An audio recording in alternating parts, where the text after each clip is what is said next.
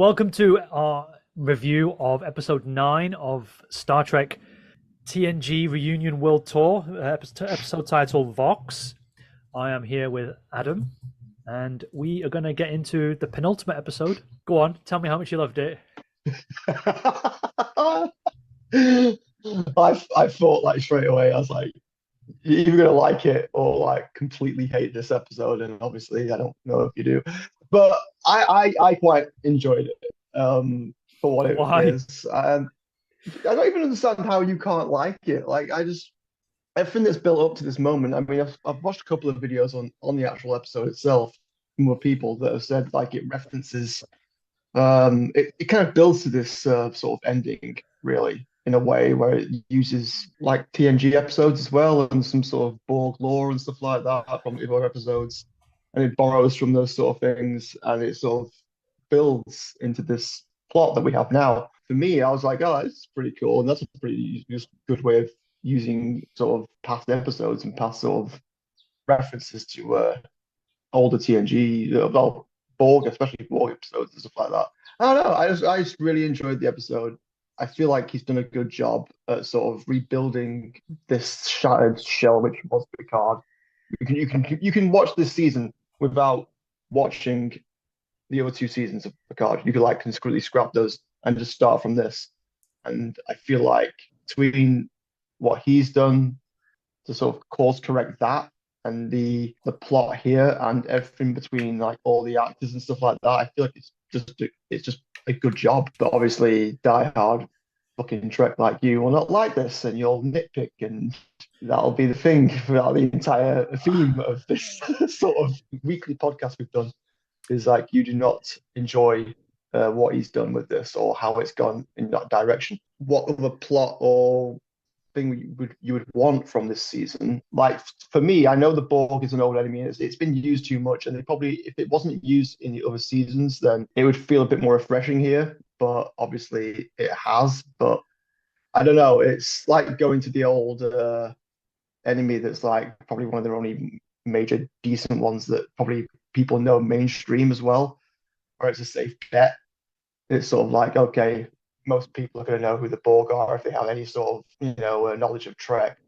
They're going to go, okay, they know what they are, so let's use them as a sort of a safe sort of safety net for anything that can sort of include a wider audience, if you will. No, I like the plot of like how they slowly infected humanity throughout the entire like what is it 30 years or something it was 35 years or whatever where they've used transport technology to infect the whole fleet. And so it only affects like, what is it, 20 odd year olds.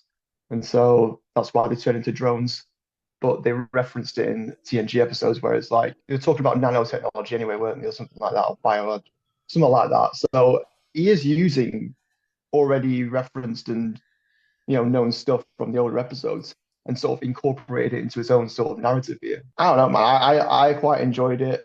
I didn't think it was too on the nose about the inclusion of the D. You said that the D would be included at some point and it would make an appearance. It's the only character of the original crew that hasn't made an appearance, so it comes full circle.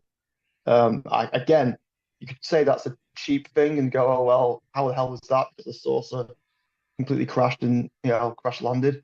But they said, I think in season 2 there was a plaque that referenced that they actually did recover the saucer part and take it to the museum for restoration. So again, something that's already established, so they've used it. I feel like it was done nicely here, and I feel like it was a nice moment, even though again, you'll probably hate it, but I feel like it was a nice moment. One, because it just created that full circle thing, and also because it's just visually pleasing, and just again, the wider audience is going to know what that is. So why not use it? And the thing is, though, I did think to myself, well, they could have used Voyager really, because isn't Voyager equipped with anti-Borg sort of technology, or so they could have used that if they really wanted to. I could still play a part in the last episode, I guess. I don't know, but I didn't enjoy the fact that Jack went on his own. That was a little bit of a daft decision, but I guess if he's pulled by this thing in his head, then it makes a little bit of sense. I also didn't like the fact that the whole fleet or armada was using this weird technology that made all their ships link. That was a little bit stupid. Like I thought, how did they implement that? It seems like a really bad feature to have for all of your armada to be linked just with one universal control. I've seen sillier things in films and stuff like that, and I feel like it's something a government or a military organization probably would implement or do because they do a lot of stupid shit. So again, not out the realms of possibility. I enjoyed the episode for what it was. I liked the one-on-one dialogues between Jack and Picard. I feel like that was a really good scene between them both. I don't know, man. I feel like everybody does a good job in this episode. I didn't like the fact that Shaw died, so that's my dream out the window of like a spin-off season. That guy, so he's dead. But let me hear your thoughts of how you hated this episode.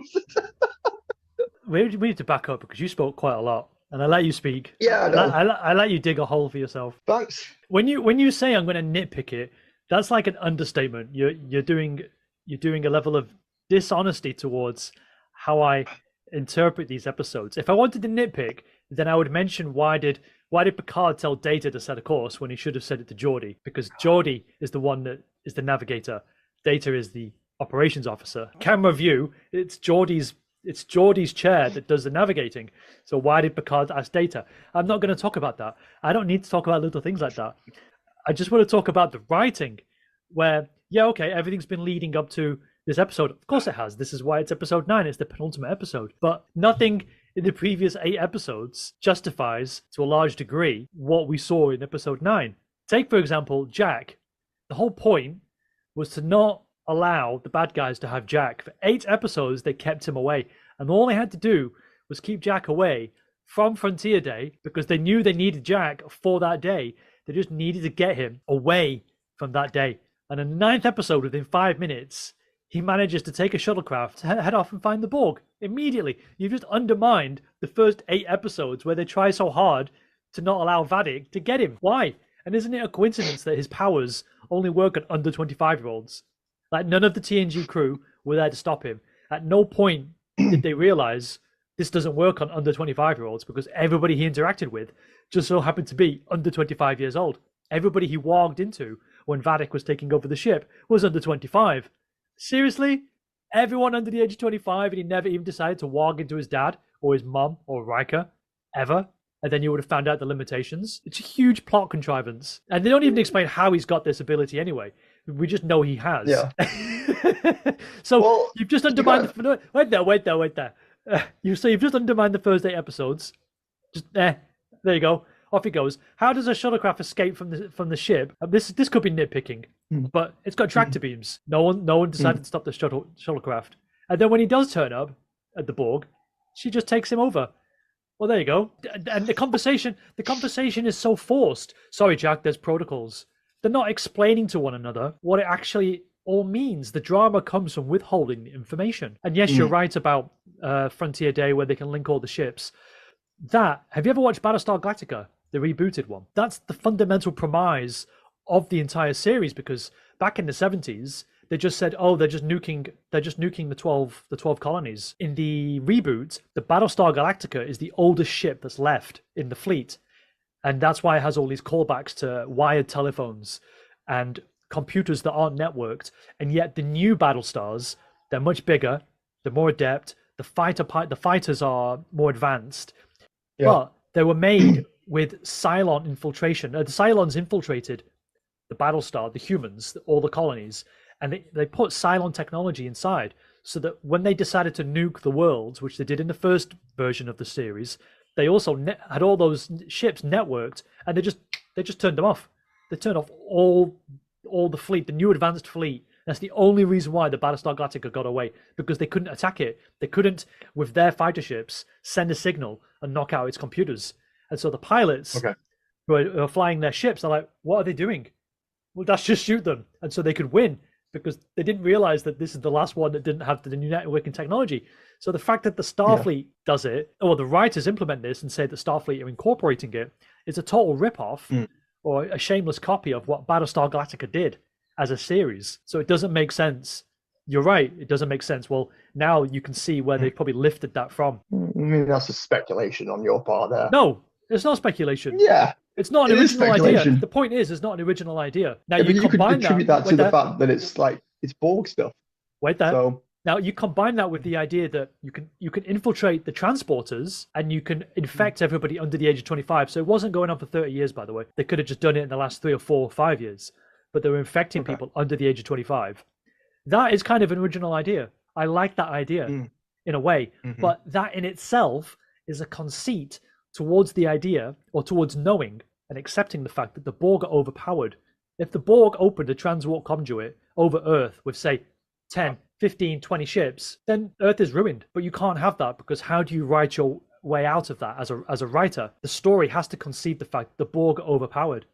So you've got to create this, what we need to do, and this is what takes us into discussing what will happen in episode 10, is, well, what do we need to do?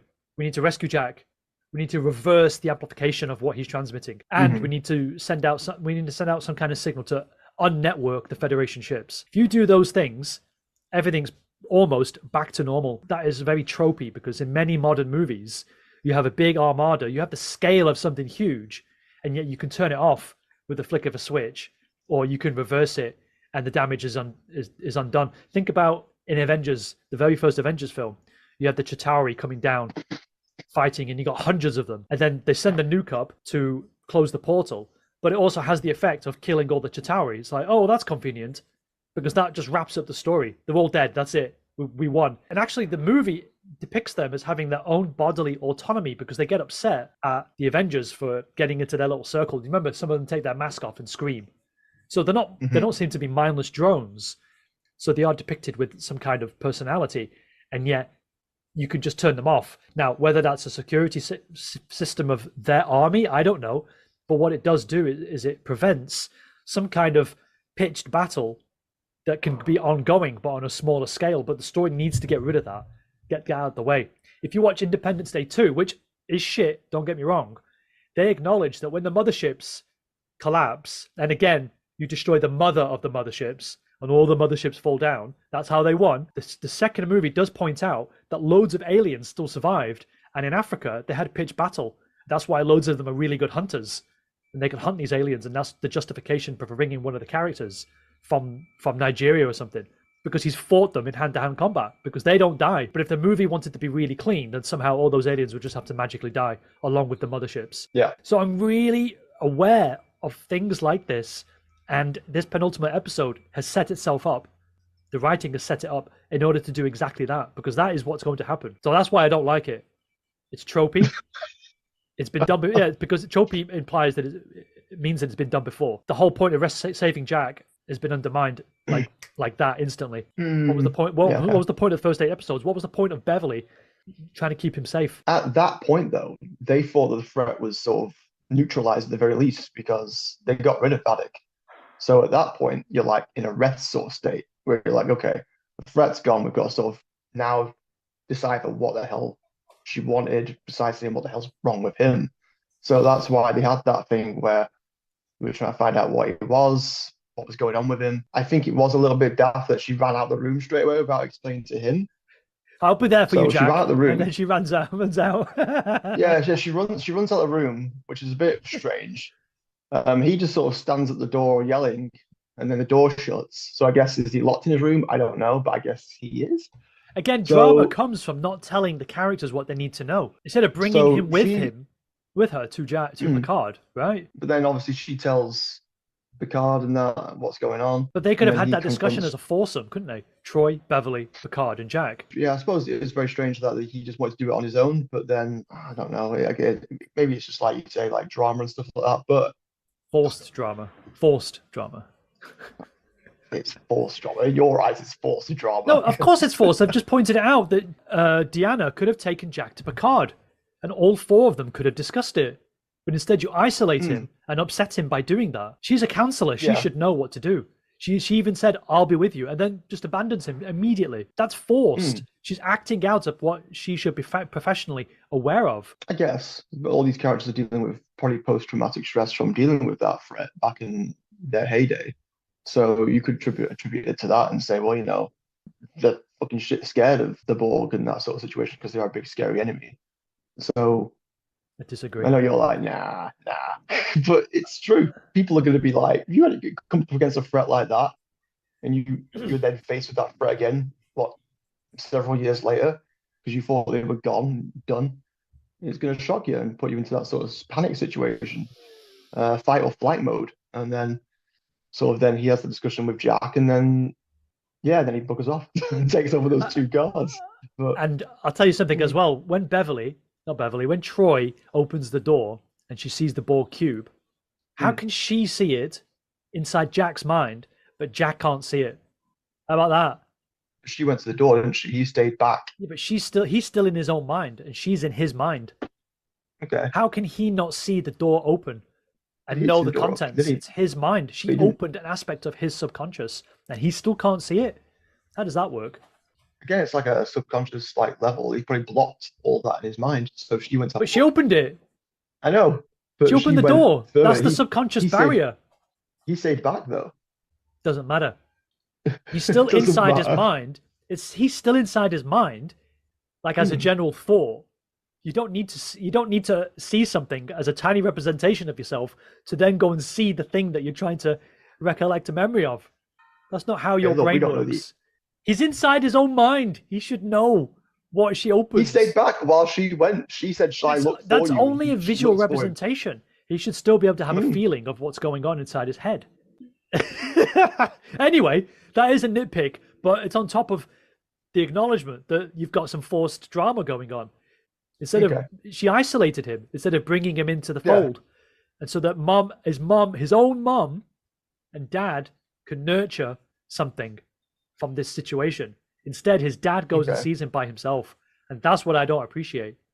His mom should have been there as well, with him, with Picard as well. If you still wanted to isolate him, then Picard and Beverly are equally responsible for meeting him and talking about it, because the show is taking him from his mother. What? Picard feels responsible though because it's his doing really. Without So does him Beverly. knowing. So does Beverly. But he wanted to. I know there's every argument to be had that they should have both gone in there, but he wanted to face that alone with him and have that moment with him on his own. Forced drama. Forced. It is. It's forced drama. I would say that some of it is, but then some of it can be explained. You don't know what people are going to do in the moment. You can't just be, well, I would do that and I would do this. It's like, well, yeah, that's but you. Troy is a professional counselor. Yeah. We said this about post-traumatic stress on the other characters before in the past episode we've done. And it's just like, yeah, but you don't know the situation. You don't know how that would feel. So you can't then go, well, I would do this though. And that's what you've got Troy. Troy is now the extra element because she's with them. She should be saying what you could and cannot do. In order to get around this aspect of trauma that you're talking about. She should be there explaining. Isn't that her character set? That's the whole point. If you're playing Dungeons and Dragons and you haven't got a medic, then you're not going to live very long in the dungeon, are you? But once you've got a medic, then his abilities will heal the other characters. If you haven't got a fighter, you just got wizards, then you're going to get slaughtered, aren't you, in the beginning until your wizard gets stronger. Right? I'm explaining to you in terms of Diablo because I know you love Diablo. So now they've got a counselor. Her skill set should be applied to the group, and it's not being applied. It's just this drama that takes over. The writer has decided she's going to run away in fear. It looks like fear because they're not explaining it to Jack. And by isolating him, he's going to think negative things, making it worse, compounding the situation. Because he's being abandoned again. It's a representation of abandonment. She made worse by the fact that she said, "I will stick by you." She sees one Rubik's Cube and she fucks off. We've got to create these drama moments, JJ. Okay, which I understand. But yeah, if you listen to my Voyager Season 8 show, you will know that everything that I'm talking to you about and the way I have things set up as expectations, I will try to do that as well in my own show. So then you are not like, that's forced drama. Where's his skill set? Right? Okay. Right. Okay. Let's move on to something else, shall we? I've got a tweet to share with you. This is by Stephen Van Doren. Crusher was put in danger to get Picard going. Troy was put in danger to get Riker to flip on his friends. Raffi was put in danger to get Worf into the season. Ro was killed to convince Shaw of the conspiracy. I'm trying to focus on the parts of the show I like, but... And then they just trail off. I do find that interesting that the women are used to motivate the men, the male characters, to get them going in the story. Not a big deal. I'm just sharing that tweet just as a palate cleanser before we move on to the next topic. You don't have to reply Okay. to it if you don't want to. I just thought it was interesting to share. So, did you know? I've got a question for you. Did you know who was commanding at the Enterprise F? No. If you go back and watch Best of Both Worlds, there is a woman Yeah. brought onto the show to antagonize Riker because she wants Riker's job, and Riker is offered the command of another starship. Okay. Now, the whole theme behind Best of Both Worlds is the idea of reluctance, the idea of moving on, or the inability to want to move on. Right. There's a theme there. It's a solid theme. Riker is reluctant to move on. He doesn't want to leave the Enterprise because he wants to stay, obviously, in the show. And by the end of the episode of part 1, he's reluctant to kill Captain Picard, his mentor. So it's a great little theme. Anyway, that an aside. Well, actually, that if I ask you what's the theme of this series, you won't be able to give me an answer probably. Okay. That two-parter basically has that theme inside it. Now, Shelby is the commander that wants Commander Riker's job. So now at this point, she's now a 5-pip admiral, and she's in charge of the F. So for a lot of fans, it's like, oh, that's great. And she was always supposed to. There were ideas of bringing her back in TNG, and she was mentioned once in DS9. So to see her in charge of the F, you think, oh, great, she's going to be on our side. And then she gets shot in the chest, like straight out killed. Another female character just executed for no reason. Like it's just an empty death that New Trek seems to appreciate. They're just like killing off characters. I didn't like that. And now people are saying, yeah, she's not really dead. They'll bring her back somehow. Well, if that's true, what's the point in killing characters to bring her back? Which leads us into Shaw. So he took a phaser blast to the chest. He got a death worthy of a background extra. Okay? Yeah. Pointless, heroicless death. And then now there's talk, because you mentioned it earlier, and that's why I'm mentioning it as well. But supposedly, he might not actually be dead. Oh, really? Because Seven and Raffi are on the Titan as well. So they're going to take over the ship. So they do reckon, and someone was referencing how Neelix was brought back to life using Borg technology in an episode of Voyager, which ruined his belief structure because he thought he would go to some fucking Talaxian sacred forest. So they brought him back. So yeah, I remember. Shaw might be back. He's not dead. They might actually get that legacy, Star Trek legacy show off the ground with Shaw. Who knows? Or if they don't, then it's Seven in charge and she gets the spin-off as captain. But I just thought I'd mention it. Well, I didn't know anything about that, so okay. Right. I didn't think you did because you didn't hint at mentioning it or hint at talking about it earlier. Which again is another black mark against the show. It feels like it can kill characters and then bring them back, which it does. Yeah, Data's died, Picard's died. I agree with that, but then I think that's just the modern era and modern writing. I'm not using that as an excuse, I'm just using that as a way of, I think the studios get involved and say, okay, that character's really popular. You can't get rid of that character. So you've got to find a way to bring it back. So they probably tell the writer, they probably tell the director, they probably go, you have to bring that character back because there's too much money and too much stock in that character, so we need that character back. So write him back somehow.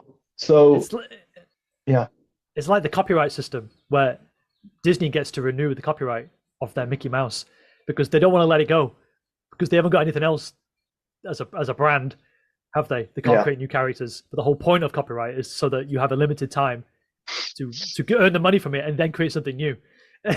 Now they want to bring back Kirk. It's like, come on, create new characters. Freaking hell! And people like to give Shaw his due. People do like Shaw. He is one of the best original New Trek characters that they've had, and then they kill him. And some people are pissed off, saying, "Well, don't you think they should have done some re-edits once the show had already took fly?" And people are like, "Oh, I really like this Captain Shaw guy. Maybe we should do something with him." Instead, we don't know, and if he does come back, then you've kind of cheapened what death means. The show itself overall, as a theme, has cheapened death. But there we go. I do feel like they introduced him and then just sort of like he took a back seat for a lot of the other episodes all of a sudden. So I did feel like they didn't give him much to do, which I felt was a bit daft in a way because just introduced a new character and they've just gone, there you go, and now he's got nothing to do on his own ship. That makes zero sense to me. I think we said earlier that there's too many characters on the show. If anyone had to die, it had to be Raffi. Oh, I swear, when he did die, I was like shouting like, "No, shoot her! She's right there! She's right there! She's done nothing! She's contributed nothing! Shoot her!" Before you came online, I was watching this IGN YouTube video, which was saying that all the things that Patrick Picard was wrong about with Star Trek Picard, is what fundamentally made the show correct. So he had to learn those lessons to make season 3 great. And this IGN narrator says Raffi was the best thing to come out of season 1 and 2. Talk about undermining your own. In a way, they are right because they got rid of everything else from season 1 and 2, didn't they? So in a way, they are right. And she's just like, she's the clinker that is still around. Oh, God. Still there. So do you have anything else to say then before we get into the ending of the ending that everyone's crying about, gushing over? Yeah, we'll get more into that, and then we'll get more into that. But then I'll just say, like, I can see. I was looking forward to talking to you about it because I wanted to get your view on it because I knew that you probably weren't going to like it. You're right. There is a lot of, I'd say, forced dialogue in terms of like they sort of create drama where drama didn't need necessarily to be. So yeah, having that moment between Troy and Jack, wasn't it? What the hell? And she runs out and he's like, "What was it?" And then Picard comes back and that was a little bit daft. And then there are little things as well where I can go, like I say, the Armada being linked together. I thought that was a bit stupid. But then I know you referenced another sci-fi show, which I'm just like, okay, they could have borrowed it, but you don't necessarily know that. I mean, you're saying it was, but then you could just tie that to the Borg. The Borg is all linked with one, so that's why they said it's very Borg-like. But that goes with the sort of the MO of what the Borg is. Starfleet should be they're a collective, right? But Starfleet isn't. So why would they? They even say in the show, Riker says, why would Shelby do that? Yeah. Now, you could say Shelby is a changeling. You could. So again, it's a fake out death. The real Shelby will turn up somehow. But as a fundamental principle, those ships should have independence. And in wartime, more so as well. I don't think they should be linked up because you can just take that down. No. You're creating like a single point of failure. I don't get it, but I understand why they did it because it makes the writing for the show, it makes the events much more easy. Did you notice that the Excelsior was the ship that sort of broke free and then the other ships fired on it? Yeah, I wondered what was the reference to that. Obviously, I don't understand. I thought it just broke free because the Excelsior is like the new version of the Excelsior from the one that Captain Sulu had, that was mentioned all the way back in Star Trek 3, I think.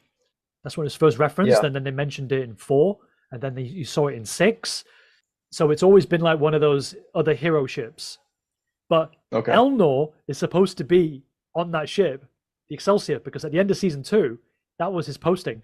So people asked Terry Matalas and said, "Hey, was Elnor on the Excelsior?" Hoping that obviously Elnor had died, and he was like, "No." It's like, God damn it! Can't this show give me any fucking joy? and he's under 25, so at least if he's on another ship, he should be Borgified. You want a coincidence? He's not on the Excelsior, and the Excelsior is the one that gets destroyed. Fuck off, show. Just say yes. No one cares about Elnor. Every decision possible to upset actual diehard fans who know the canon in and out are just like, damn you, Terry. Just give us a win. He must know the show, though. He must know the actual lore and Trek itself because he does have these ideas woven into his episodes and stuff. Yeah, I said that to you last time. He's Billy Hoyle from fucking White Men Can't Jump. He can shoot. Okay. He can talk the talk, but he can't dunk. And Terry Matalas is not dunking. It makes all these references great, but he doesn't do anything with them. Did he do anything with the changelings overall? No, they're gone now. They're not. That's it. Any ethical considerations about genocide, repeating the conversation from DS9, they didn't raise any new issues. There wasn't anything. It was just, right, we did do that. Yes, we shouldn't have done that. Maybe not. But you did it first. Okay, that's the end. That's the limit of the discussion. And then boom, changelings are dispensed with. Okay. What was the point? What was the point of using changelings? You should, like you said, you were right. Should have used a new alien instead. Could have used the sonar for all I care. Sonar was from Insurrection, the Star Trek Insurrection. Oh, those guys, yeah. Right, that was a brand new alien from one of the worst. They say one of the worst Star Trek movies. At least it was original alien. Yeah. Okay, what was the next thing you wanted to defend this show against me for? Love how you absolutely hate this ending. Listen, in case people don't get it, I don't hate it. I just dislike it. But I understand in qualitative terms, it is better than anything else in New Trek apart from season 1 of Strange New Worlds. Again, I would rather be dumped on a desert island with Strange New Worlds than this fucking show. Yeah, which you can attest I to. can. Yeah, I can now. Yeah, Adam binge watched the whole of season 1. it was good. So, Okay, well, maybe we'll save that for later. But yeah, that's yeah, his initial thoughts for now. Yeah, yeah. but my But point was then, that I could take the first episode of Strange New Worlds and watch that in mhm, isolation of the other 9. If I watch the first episode of Picard season 3, I'm just like, well, what else is going to happen? There's nothing here. Strange New Worlds is like it's a new show. It's separate away from the garbage of like it didn't have anything to work off from season 1 and 2 of Picard. So Uh huh. it's good that it has that breathing space, if you will. Whereas I guess his from going taking over season 3 of Picard is like, okay, I've got to sort of go in a new direction, fix what's been already done to this character in the past 2 seasons, and try to start anew and try to implement a plot. I guess I reckon he was probably given a lot of constraints of what he can and cannot do by the studio. He's probably like, you have to have incorporate known enemy types. You've got to have a wider audience in mind. You've got to this show's got to be successful because it got panned for the last 2 seasons. So use every single bloody trope, known enemy, cliche. Look, it's gonna have to be the case, and I feel like he's done the best he can with probably in the confines of what he got given. I know it's not the best for like die-hard Trek fans, but I guess he did the best with what he could do with the material that he's got. Is it perfect? No, but I feel like we've created some new characters that are likable. People, I don't go into the show hating. So Jack is a good character, but he has those flaws where it's like, it's like a Neo type sort of like he's the one sort of device to use in the plot, which is a bit, again, it's a cliche, but they've had to use it. But I feel like the actor's really good. I feel like the character can be good if he's allowed to grow in a new separate show. Away from that, if he survives this, I feel like Shaw was good. Who else was in this that was like new? I feel like Geordi's daughter was a good character. The limitations that she had. She didn't have many scenes, but I didn't hate her. So there are new Okay. characters introduced into the show that you go in like Raffi, universally hated. I don't know one person out there who's like, oh, that character is great. From those past 2 seasons, no one likes that character. But straight away in this, you have characters now that are there, that have been established, that have been brought in, that people like and can go, okay, they're nice characters, they're good. So I that's a positive in the way of what the show's done. It's created some new characters that you don't fucking want to die or hate. So that's a positive. The negatives are all there, obviously, you pointed out from the previous app, but I feel like it's not a task that I'd like to do. I don't know how big studio. It must be strange to try, hard. Sorry, not strange. To take a property and work in the confines of what studios and stockholders want you to put out there, and what they'll be happy with, and what they'll sort of want interfere with. Because there probably is a lot of interference in the background that we don't see. Well, did you know that the first season of Enterprise, Rick Berman and Brandon Braga wanted it to be based on Earth for the entire first season, and then you would launch the Enterprise at the end of the season. But the studio said, no, get the Enterprise up and running by the end of the first episode, or in the first episode. That'd have been interesting.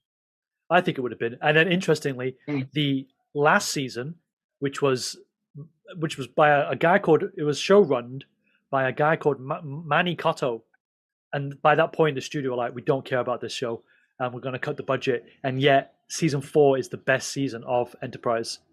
So if it just left them alone, you probably get better stories from. Even DS9 was left alone. DS9 was left alone because for the first 2 seasons they concentrated on TNG. Then Voyager came out. They weren't as bothered by it. They could do whatever they wanted. And Ira Bear was told to make changes, and he told everyone to fuck off. Literally, Rick Berman literally would come down and say things. He was like, "Go fuck yourself. We're doing it this way." Yeah.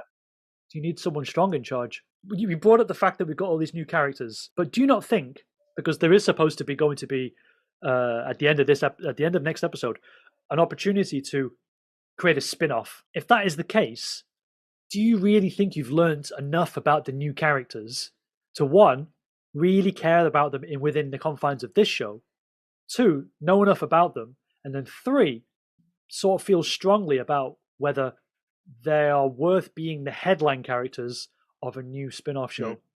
That includes Sidney LaForge, Jack, maybe Bajoran guy. I don't even know his name. Tavine got executed. If Shaw, and Shaw if he survives, and then 7. So potentially you've got like 5 or 6 characters. Yeah. You really think there's a solid base there, and do you really think the show has justified those new characters? You even said that there's not enough scenes for Sidney LaForge. No, for sure, and Sydney. They have, but again though, these characters have made an impact in the very short space of time that we've known them for the wider audience. They've like the reaction to Shaw dying on Twitter was like, what the fuck? So straight away, you don't know much about them. You know the fundamentals. You got introduced, kind of each character was introduced briefly, and you know very little, but they are introduced. Like I said, the scenes that they've been given they've sort of like the audience has taken to them. So it's like there is enough there to start something, and then you can explore then more of their layers if they do get a season. So there is room to do that. But do you not think they should have done more of that groundwork in this series? Oh, yeah, definitely. Absolutely. They should have. They definitely should have. But because I know next to nothing about them. Yeah. It's all depends on their relationships with their parents. Yeah, they are. Yeah, they are introduced like that way, and it is unfortunately they just sort of introduce them and then they move on to the plot of the actual series. Yeah. Think about Ben Sisko. When he's introduced, you know him because of what Captain Picard did to him at the beginning of the episode. So there's a deliberate sort of, well, he has to hand over anyway the franchise from Patrick Stewart to Avery Brooks anyway. But in character, in universe, he is that man because of Picard. Just like Shaw is that man because of Picard. But by the end of the episode, and we're talking Emissary, the pilot, by the end of Emissary, he is not because of Picard. He is he is who he is because of the events that happened in Emissary. He has now become Space Jesus, and he has a different understanding of his relationship with Starfleet because he wanted to leave, didn't he? And now he doesn't. Yeah. Whereas Shaw has not moved on. They haven't dealt with anything that Shaw has mentioned in episode 3, was it, when he shouted at Picard? He hasn't been dealt with. So he's still tied to Captain Picard. And so that's what I'm looking for when it comes to making these characters their own. Yeah. Sydney is still linked to her dad. Jack is linked to his dad. Big time. Yeah. How has he moved on? He hasn't. Yeah. And I think with the 8 hours we've been given, and 7 and 8 were just wasted, you could have done more. So much more. Yeah. There was a lot of things they could have done better in this show. They could have dealt with the secretive base. They could have dealt with that a lot better. You know, what it's called now. You mean Daystrom? What was it called? Daystrom. They could have dealt with that a lot more than what they did. There could have been personnel in that place. There could have been, like, Moriarty could have been the security system. That would have been better than what actually we were given. Imagine an episode with just Moriarty fucking around with you. You're trying to get out. You're going to get out anyway because of the secret information, but he's now holding you there.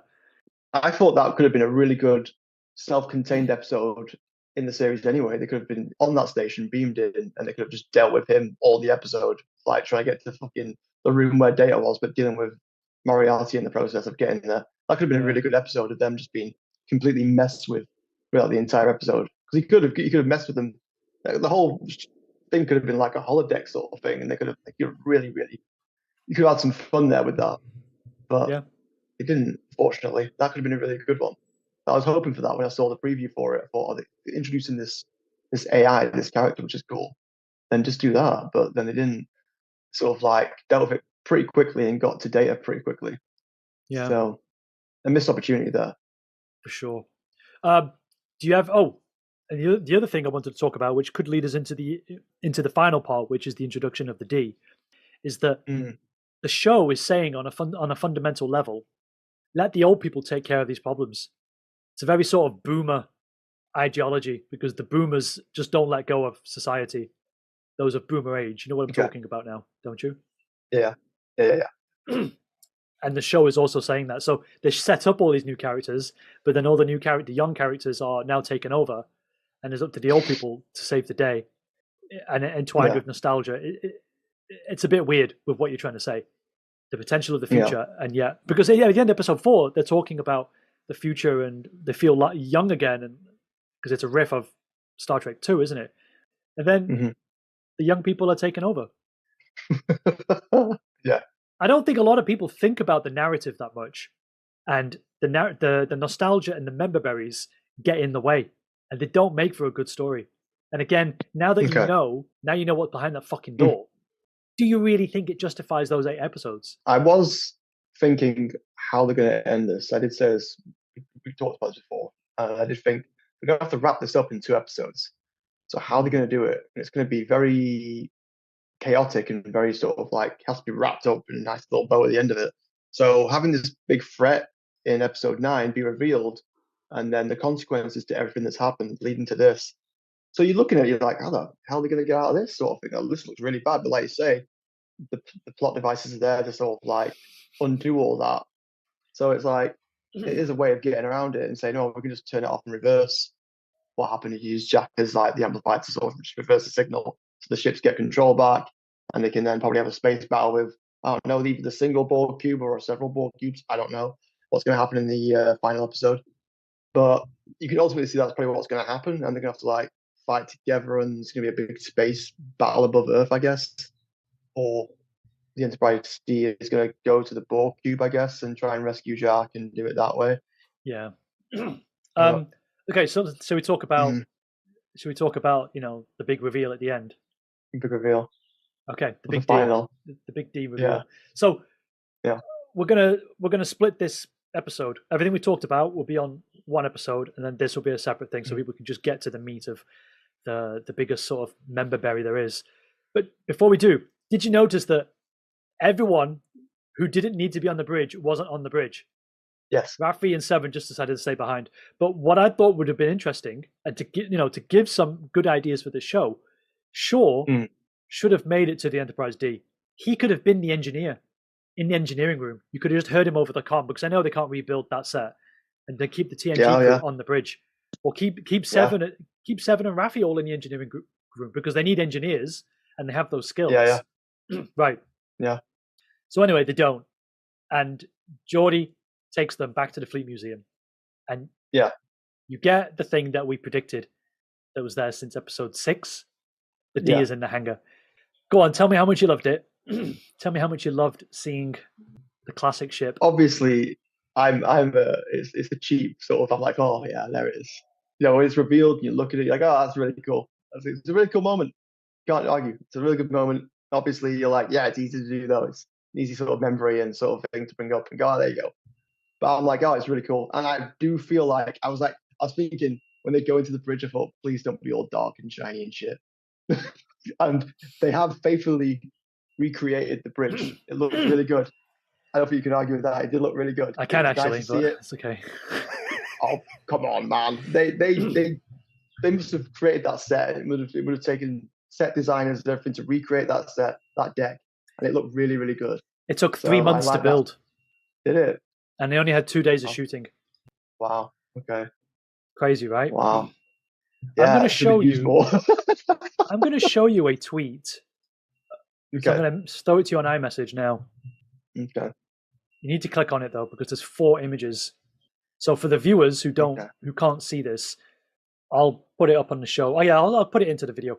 Basically, you've got 4 pictures of 4 different ways of lighting the bridge. There's the TNG bridge as on a normal day. You've got the TNG bridge from yesterday's Enterprise. You've got the First Contact bridge lighting setup, and then you've got the Vox episode lighting setup. So you're looking at it now. Yeah. Can you look at the Enterprise? The yesterday's Enterprise picture. You see how dark it is? The newest one, yeah? No. The yesterday's Enterprise. It's really dark. It's got the blue lighting above. Oh, right. Yes. You notice how the lights hit Data, Wesley, and Picard, and yet the bridge is darker than any other bridge? Yeah. That's how you do lighting. So if you look at the Vox lighting, it's so flat. Yeah.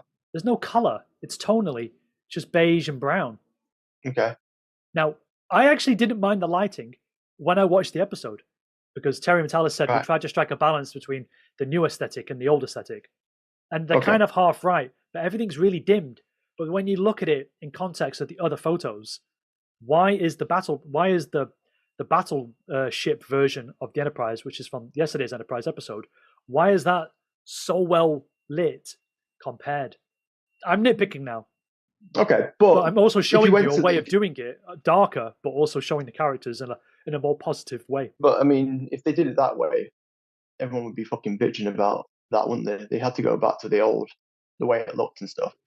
No, but what I'm saying is those characters in the Vox episode, it's tonally flat.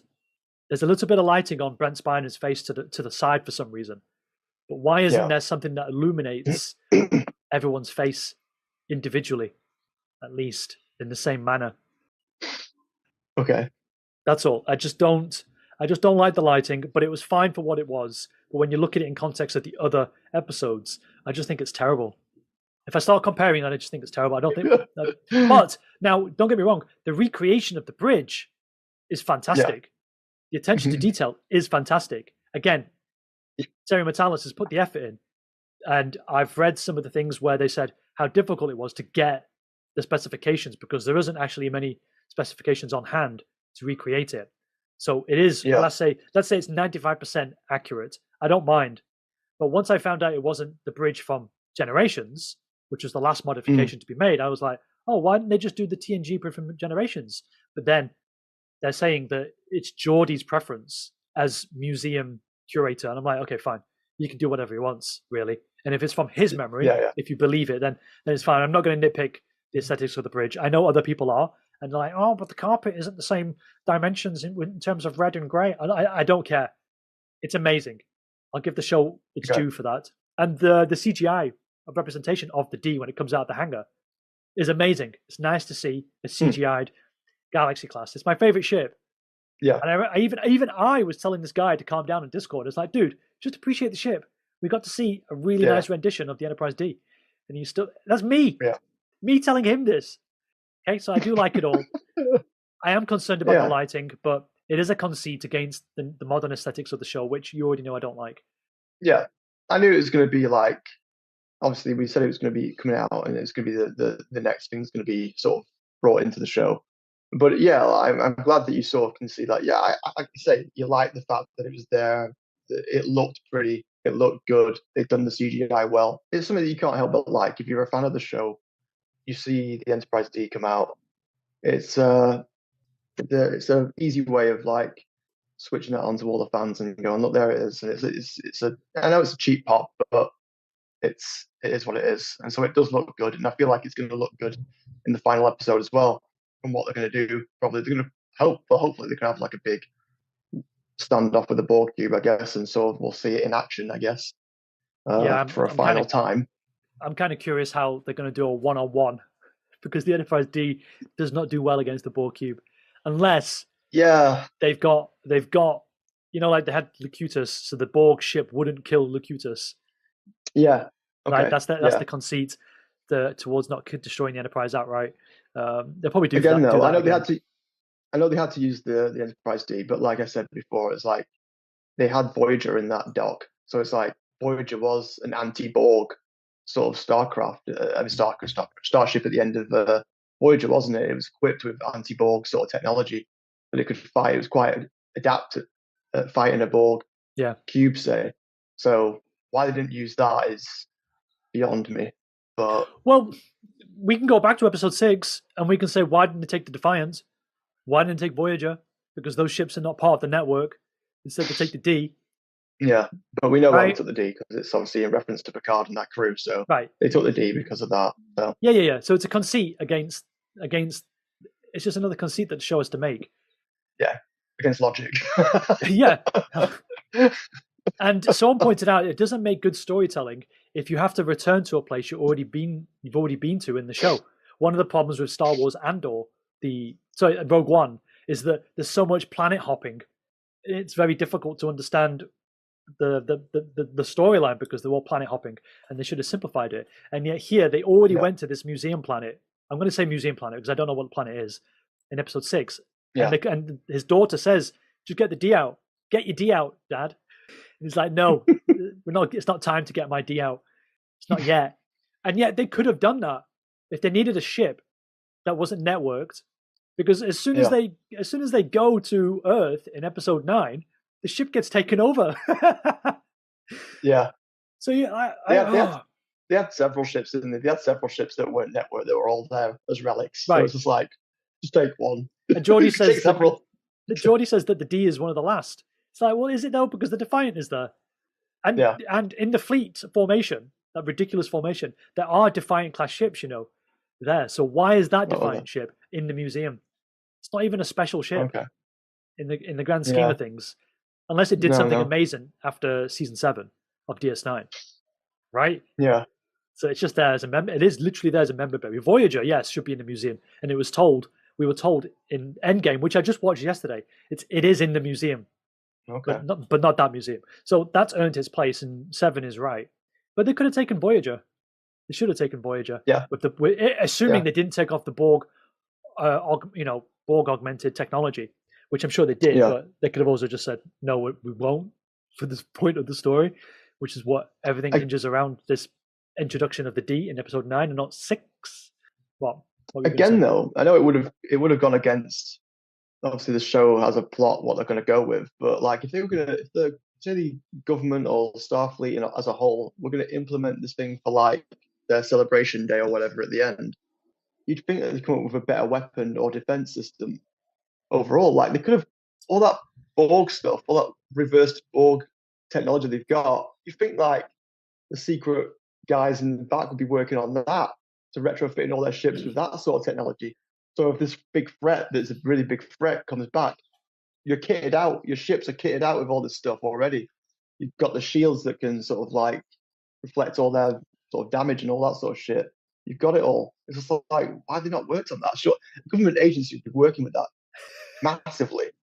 And it's just like, come on, they would be easy. It's like reverse engineering technology that's like more advanced than whatever they've got. They'd be well fitting all their ships with that sort of stuff. Yeah, so it's crazy to me. It's crazy to me that they're one thing. It's like one we'll link all our ships together so they're all as one. It's like, why? So I did think that when I watched that scene, I was like, right, that's a stupid idea. Get gone. Just I want to quickly go back to the D, but they said that the whole of Starfleet will be there, but really there's only like 100 ships, and there's like the 7th Fleet, which got wiped out by the Dominion, that had like 120 ships in that fleet by itself. Yeah. So it must have just been a portion of the fleet. They should not have kept saying the whole of Starfleet, because someone on Twitter pointed out, does the Federation have no enemies?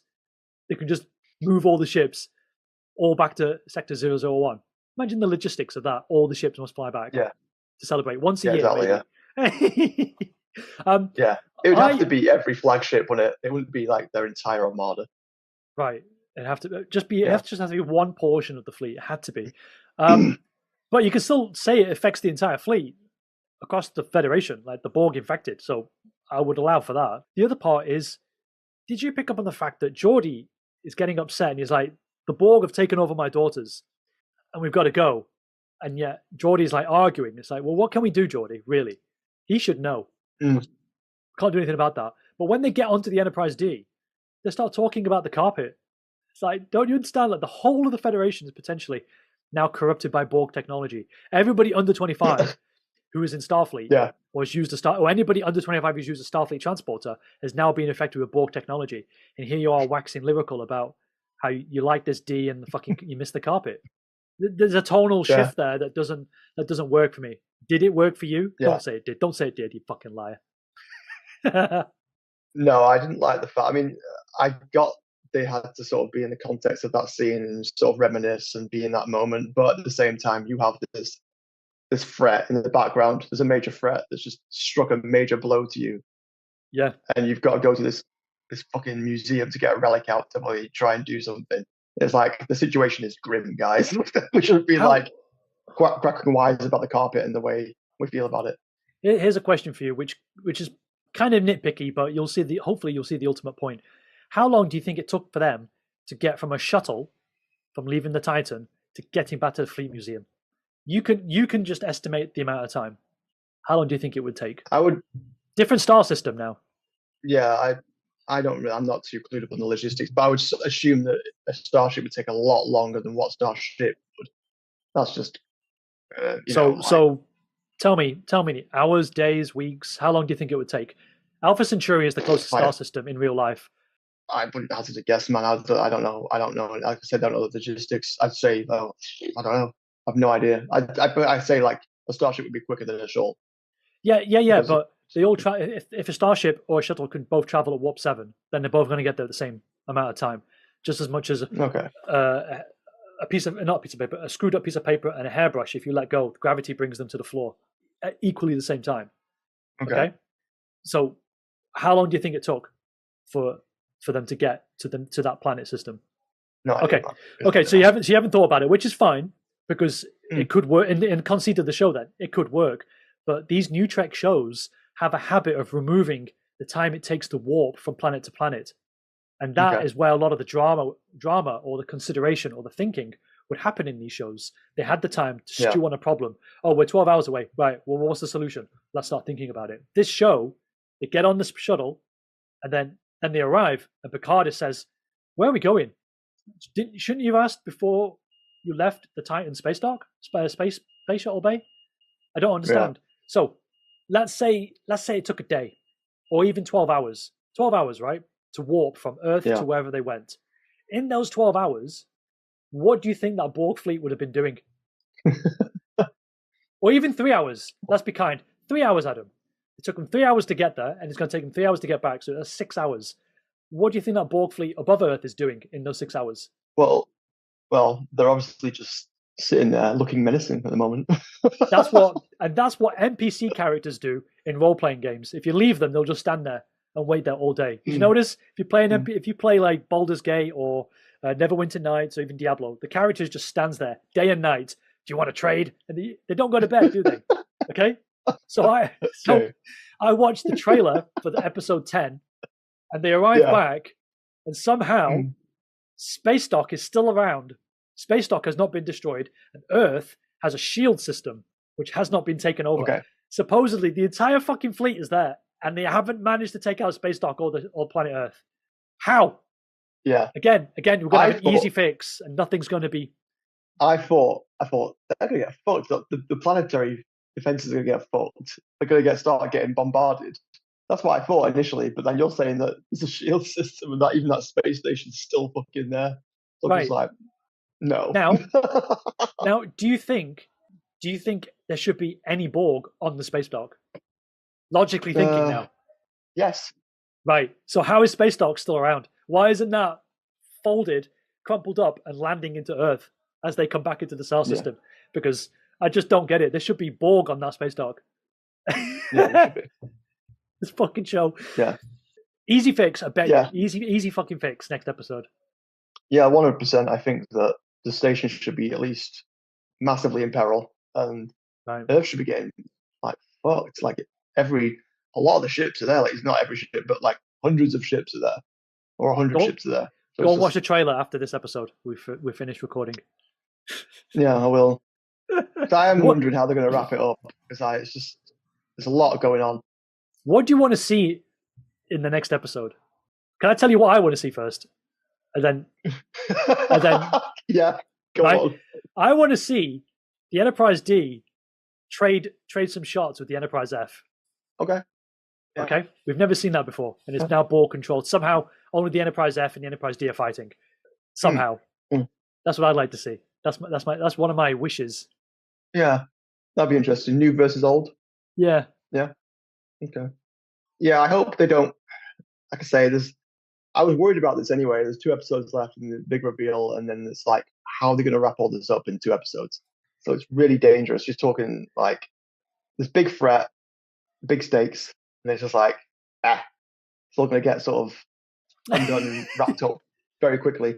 That's the danger. That's the danger of this. It's just like it's going to get wrapped up and resolved in 1 episode. So it's like, how can they do that? Like I said to you, I said it'd be good if they did all this, and then it led into, I don't know, another few episodes or another season or something, because it warrants that. Because in terms you can't of just it warrants that. You can't just wrap this up in 1 episode. It's like there's a lot to unpack there. Yeah. So yeah, it sort of really sort of walking the line of like danger here, where it's like how are you going to do this in one episode? And you can't. I don't think you can't reasonably do it in one episode. I wonder if So it this is probably like a will be. 70-minute episode. Sorry. Yeah, hopefully, but it's going to be. I think ultimately it will be a little bit anticlimactic and disappointing, but You're at the saying same this? time, it's like You're saying I this? know. Oh, I know, You? but I did say, the danger is they've got 2 episodes to wrap all this up, so you No, they've can't got help but one. have those feelings. They've got one. What Well, are you yeah, talking they about? got one.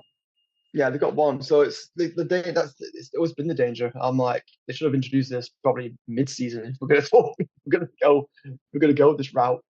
How cool would it have been Oh. if episode 9 was episode 1? Some people say that Batman 3 with Bane, when the bombs go off, that's how the movie should have started, not all the bit before it. So Okay, I think yeah. of that and I'm thinking, could Picard be on some sort of visit to the space museum, and then the shit goes down, and then I bring out the D. Yeah, like Space Museum, tell the celebration is going to happen, and then Yes, all this happens, and then you're like, shit, and then the season begins. yeah. That could be pretty cool. That could be pretty cool. Do you have anything else to say about the D, by the way? Just seeing it, because the whole point of this segment was to talk about the D. I liked seeing it again. I think they did it well. Obviously, you ultimately had to do it as the only TNG character that wasn't brought to light. So it's the last one that sort of like can be a big hurrah at the end of this Picard season, which it's Picard. It should have been introduced fucking probably from season bloody one, for God's sake. It should have been a big thing from season one or even season two, but they've wasted a lot of time with this show, with this series. Or this series has gone on far too long. It should have just been maybe one big season, and then that could have been it. I don't know, a 20 episode season one or something. There you go. Have it in 2 parts if you must have it be a thing. But it should have been done probably by one director. It could have been done by this guy from the beginning, but it wasn't. And so it's amazing, isn't it, that you can just leave out those other 2 seasons and then just go from this if you even want to pick up this show. But seeing the Enterprise D was good. It felt good. It looked good. I like the attention to detail with the actual, the interior. I was curious about what you thought about Geordi sort of working on this on himself in the background. It's a big shift to have to work on yourself. He didn't do it by himself. He didn't do it by himself. Did he not? He obviously had a support. He didn't. No, I don't know. I think they just said that, like as he was in charge of it. But even in the episode, he's saying the drones are fitting the torpedoes into the torpedo bay. So he's got a support system. So people have taken that the wrong way to say one man did all that. No way. Yeah. Hey, we forgot to mention Data's joke in the shuttle. Kind of appreciated the humor. Where he was like, I hope you die a quick death. Yeah. Yeah, that was good. Yeah, I thought that was like Law's sense of humor rather than Data's. Yeah. I like the deadpan sense of humor, yeah. Hope there's some more lines like that. I like those things. Throughout the last scene, I hope that's what I mean. The characters are good, the interactions between them are good, and it's still kind of that chemistry is still there. But it's just it's a shame. It's a shame that it is wasted a little bit in terms of like what the plot could have been. And I feel like, the Borg, even though like I say, it's a well-known enemy, most people are going to get what that is. But they could have used a new enemy. They could have used a new alien species or something. But I reckon that he was probably just been told, like, you've got to hit audiences with everything they know and bring out all the old toys, unfortunately. So again, we're getting the Borg again for like the 900th time. So toys, that's an interesting way to phrase it. Someone said this is like Terry's ToyBox. You're playing with his toy set. Yeah. I don't think it's necessarily his toy set. It's just everyone's toy box, and they're just going back to the nostalgic things and tones that work. So it's a risk. It's a risk to introduce a new species. If he went to the studio and went, "Oh, I want to introduce this new race," and they'll be like, "Oh, there's too much dialogue. There's too much to get to know. We want to go somewhere that's already been used and known." So I get it. And at the same time, though, I said to you, I would have wanted a new alien species or something like that to show up. Okay, we're in the dying minute. We've got 45 seconds left. So thanks for your time. I guess. Okay. Yeah. Yeah. Can't say anything else. It's been a No. long one. Holy shit! I wonder how much we're going to talk about with the next episode. Probably a lot. Yeah, well, maybe not. I don't know. We'll see. I didn't expect to get 2 episodes out of this with you, or 2 Zoom sessions. I'm sure if you had any hair left, you'd be pulling your hair out in the next episode.